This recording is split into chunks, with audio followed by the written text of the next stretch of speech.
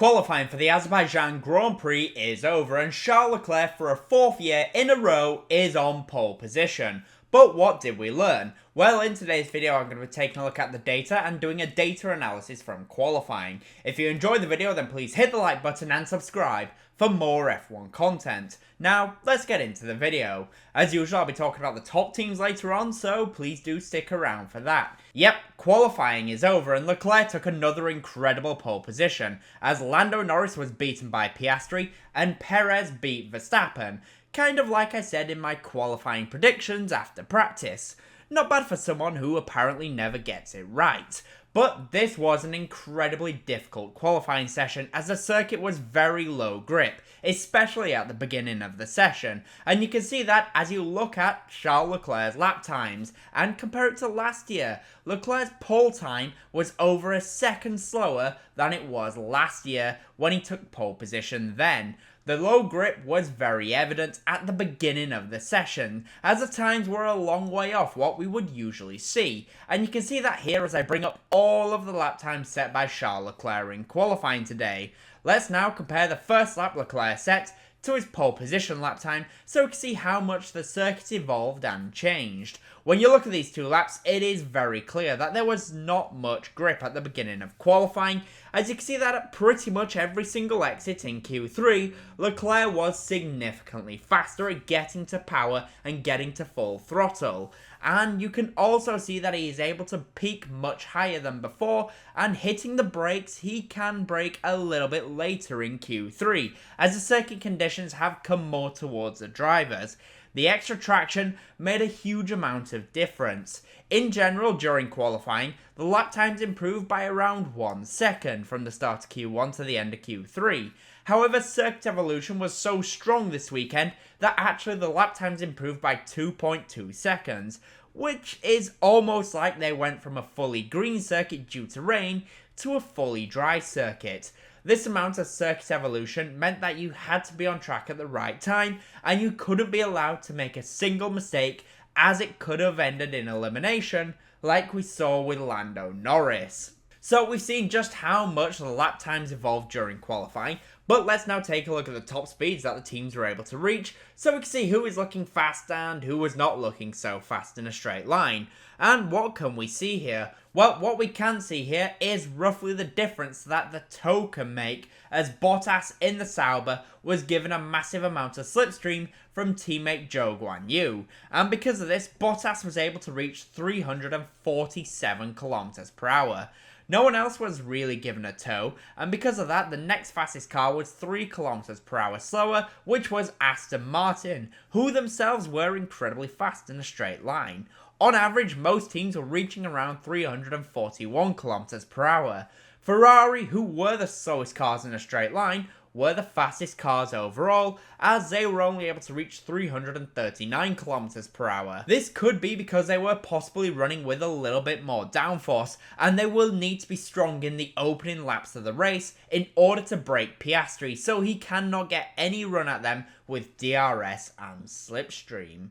So we've seen the top speeds, but now in the midfield, who is looking fast? Well, I have to give props to both Oliver Bearman and Franco Colapinto, as both rookies actually beat their vastly more experienced teammates, and Colapinto was just a couple of tenths away from Fernando Alonso in the Aston Martin. And when you look at these two laps, you can see that Colapinto was very impressive, but the Williams was just lacking a little bit of grip around the technical corners in Sector 2. When the circuit started to open out a bit more, Colapinto was able to close a gap, but then on the exit of the final braking zone, Alonso got a better exit and used that to beat the rookie by just over 1/10 of a second. For Williams, they are in a fantastic position to have both cars score points and close up on Alpine in the Constructors' Championship. I just want to say that if you are enjoying the video so far, then I would really appreciate it if you hit the like button and subscribe for more F1 content. Now though, let's get back to the video and let's talk about Mercedes. For Mercedes, today they fell away and were the fourth fastest team. But even so, George Russell beat Max Verstappen and Lewis Hamilton will be starting behind Verstappen in 7th place. For Mercedes, 5th and 7th is probably not a bad place to be. We've seen just how low grip the circuit was, and that tells me that being off the racing line at the start of the race, like Max will be, is not the best position to be. Let's compare the lap times of Russell to Verstappen then, to see how Russell beat the championship leader. And when you look at these, you can see really what we have been talking about for a few races.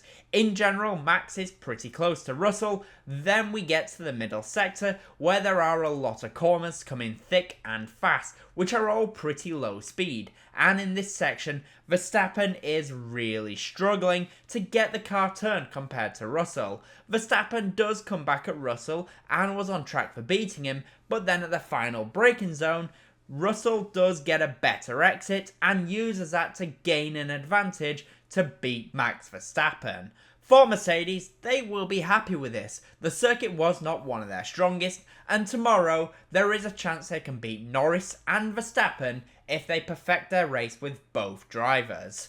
For Ferrari, it was pole position as Charles Leclerc pretty much dominated to take that position, and teammate Carlos Sainz was in 3rd place, which for him is very impressive given this circuit has not been one of his strongest through the years.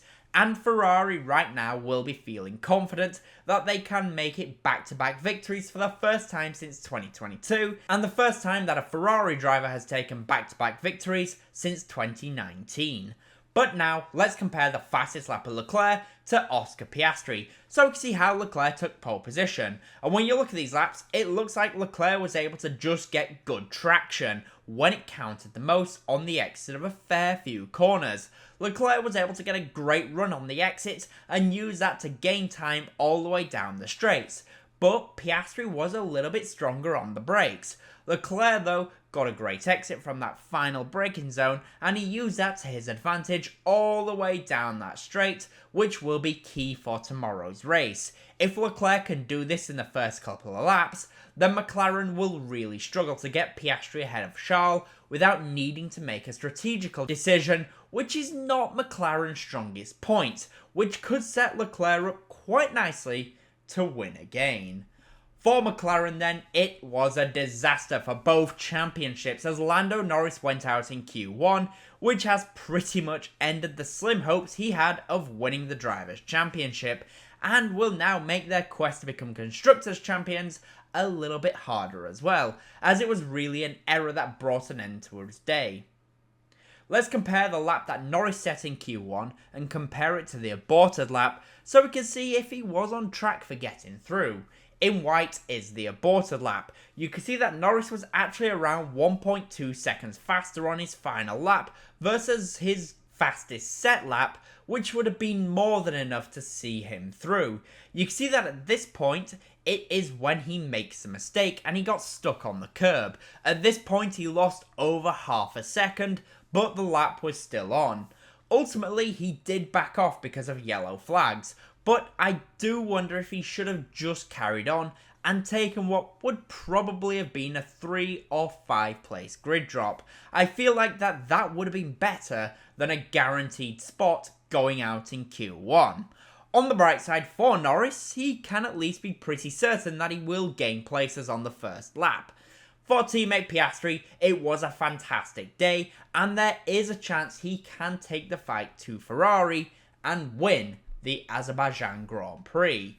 Finally, for Red Bull, they will probably not be able to believe their luck as Norris dropped out in Q1, which has given them some rest at the top of the championship. But for Verstappen, he doesn't look entirely happy with the car as he looked to be struggling a little bit more for balance when compared to his teammate Perez, as for the first time this season, Sergio Perez has out-qualified Max Verstappen.